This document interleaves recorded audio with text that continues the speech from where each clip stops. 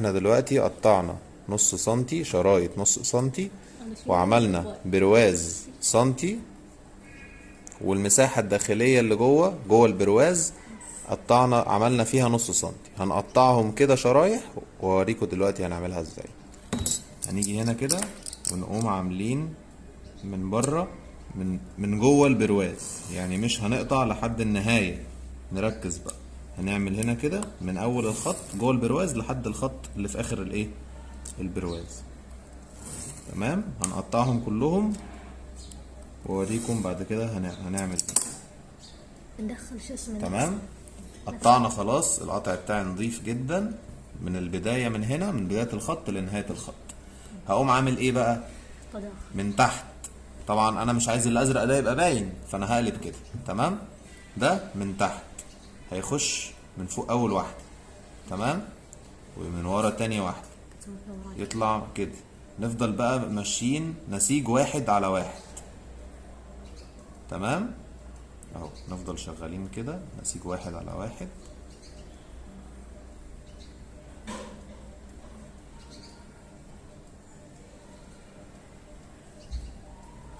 واحد على واحد يعني بطلع من فوق واحد وبنزل من تحت التاني.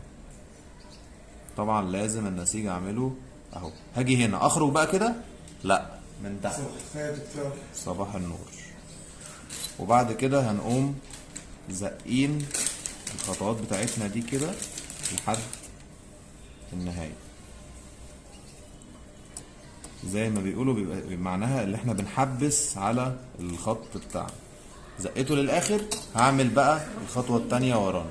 هعمل ايه عكس الاولاني اللي انا طلعت من فوق، هعمل العكس بتاعه.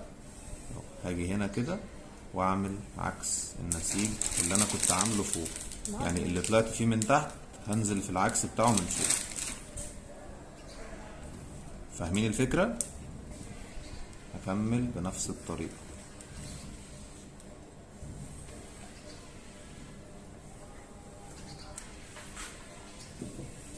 وبرضو هخلص هقوم عامل ايه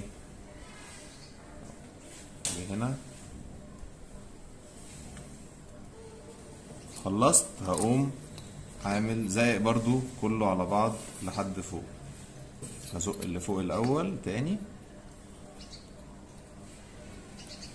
كده، وهزق اللي وراه بنفس الكيفية.